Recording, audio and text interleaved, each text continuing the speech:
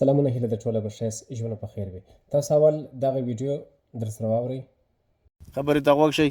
که تاسو د شپولي بابا جنیات یې یا د میالي بابا یا د غزني بابا یاستئ یا د بل ځای یاستئ، نو دا راپارونه هم موږ د تاسو خدمت کړی، دا د ټلیفون د لارې بیا هم در باندې قرآن تلاوت وکړ. نو قرآن د هر مسلمان دپاره دوا او شفا ده. نو تاسو ظلم مه کوئ، مسلمانانو تکلیف مه رسوئ.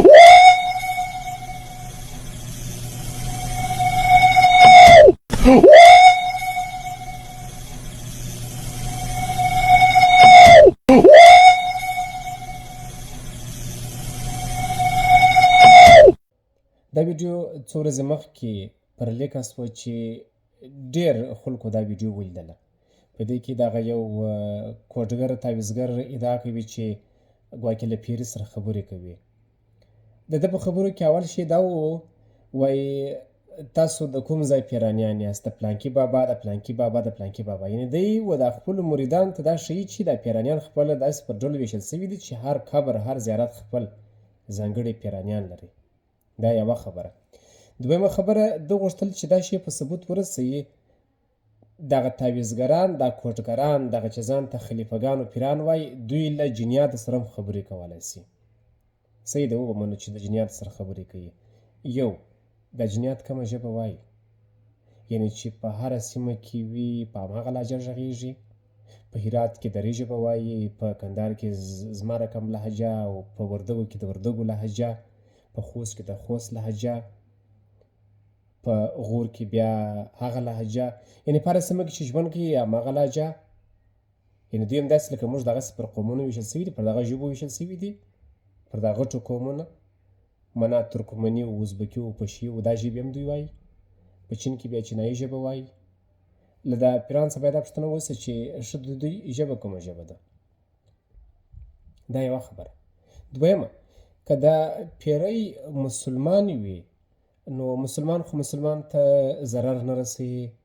نبی کریم صلی الله علیه وسلم وایي نه دی کامل مسلمان هغه څوک چې د ژبې او د لاس له ضرر څخه نور مسلمانان په عمل کې نه. که مسلمان دا پیری مسلمان وي نو تکلیف یې ولې رسوي؟ او که کافر وي هغه سره قرآن په کیسه کې نه دی. بله خبر دا ده چې پیرانیان، شیطانان، ملایکې دا جلا ژوندي موجودات دي، ژوندي دي لکه موږ غوندې. خو دونه دی چې هغوی زموږ له سترګو څخه پناه دي، موږ یې نه وینو، او د هغوی خبرې هم موږ نه اورو. ځکه د هغوی د خبرو فریکونسي یا کیدای سي ډېره کښته لکه د میږیانو ده چې موږ د هغوی غږ نسو اورېدلی، یا کیدای سي زموږ تر فریکونسۍ د اورېدلو فریکونسۍ ډېره لوړه وي، موږ یې نه اورو. هغوی هم خبرې کوي، خبرې اترې. ښه نو چې زموږ له سترګو څخه پټ دي، نو خو بیا خو هغوی جلا دنیا لري، جلا نړۍ ده، جلا مسجدونه، عبادت خانې، عبادت ځایونه، میلمستیاوې، بنډارونه، چې هر څه یې خو هغه لري، خو موږ یې نه وینو. نو چې نه وینو هغوی بیا په دا زموږ په نړۍ کې ولې بیا له انسانانو څخه وینه غواړي، پسه غواړي، تور غویي، تور چرګه، تور بل دا شیان غواړي. نو خو زموږ له سترګو څخه چې کومه نړۍ موږ یې نه وینو چې هغه زموږ له سترګو له فهم له عقل څخه لوړه ده، نو هغوی خپله په نړۍ کې هر څه لري، هغوی دې ته څه ضرورت لري؟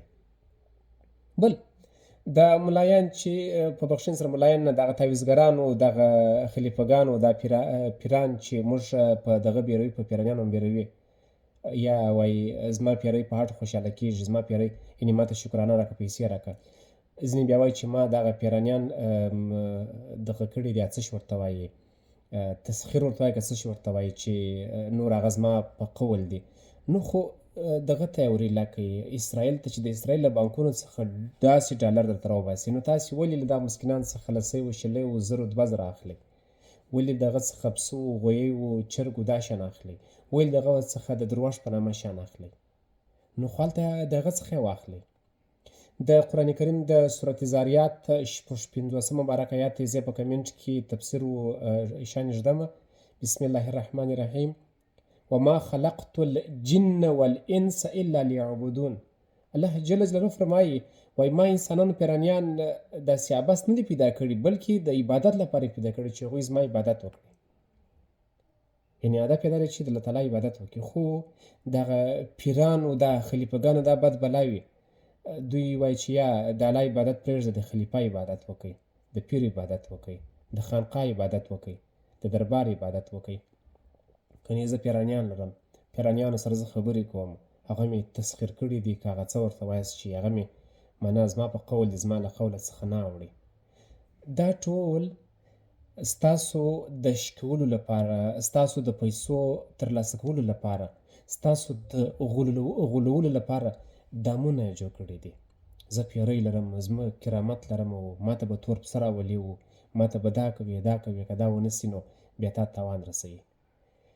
د ټولنې فرد باید دغسې تعویضګرانو، خانقاو، دربارونو دغه ځای ته ولاړ سئ، ویډیو ورڅه وکئ، د دغسې کسانو معلومات خپاره کړئ، د دوی اصلي څېره تاسو ولس ته وښایاست. دوی خو اوس وایي چې پام کوئ د پلانکي بابا په اړه څه وویل، سر دې پرې کېږي، ایره به سې، ختم به سې، تباه به سې، اولاد به دې تباه سي، دا به وسي.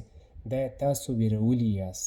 په دغه پلمه ستاسو څخه پیسې اخلي، شتمني درڅخه اخلي، تور پسه تور غویي درڅخه اخلي، مځکه مو لاندې کوي، سرای مو لاندې کوي، ستاسو په پیسو کاروبار کوي، ستاسو په پیسو، ستاسو په خوله او ستاسو په وینه ژوند روان دی. دا یې دامونه درته ایښي دي، هېڅ نسي کولی. که دوی داسې کرامت مرامت لري، خو دوی خپلو پیرانیانو ته ووایي په کرامت کې د اسرائیل بانکونه ووایي، د ټرمپ بانکونه دې ووایي، د هغوی بانکونه دې ووایي، لا به یې دا پیسې د دوی دپاره غنیمت وي، دا کارونه دې وکړي. خو دا کار نسي کولی. پر تاسې ښه غښتلی دي.